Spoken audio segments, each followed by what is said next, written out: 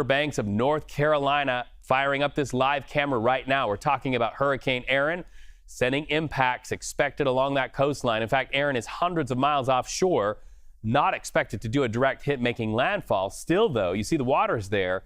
Rip currents are expected there in North Carolina that you're looking at, up to Florida and then down into New England. North Carolina's governor declared a state of emergency as officials all up and down the coast in multiple states brace for the worst.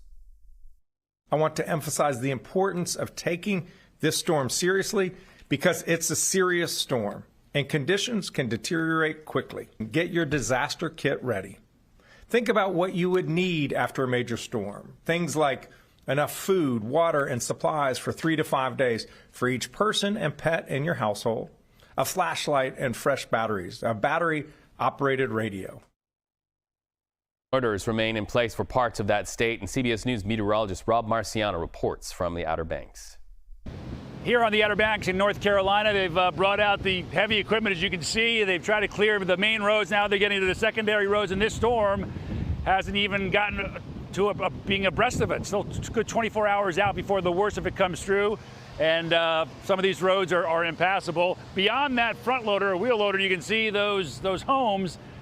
They're on the brink as well. So those homeowners, along with hundreds of others here, have evacuated, hoping for the best as the waves that you see to my right continue to encroach and dig away at this beach. We've got 10, 11 footers this morning. That's expected to build to 15 or even 20 feet as we go through tomorrow afternoon. So that will cut into some of these dunes, likely overwash some roadways, potentially cut off the lower half of the Outer Banks here. And obviously the rip currents are an issue. We've had dozens of rescues down at Wrightsville Beach the past couple of days. We've got beaches that are closed, not just here, but as far north as New York and New Jersey, because this storm continues to grow its wind field and those waves continue to propagate and hit the entire East Coast. Again, the worst is coming here in the next 24 hours, but then the waves and the wind will be going up towards the northeast as we head towards Friday. It'll still be several days before we can get rid of this historic hurricane in the form of Hurricane Erin. Rob Marciano, CBS News, Redanthi, North Carolina.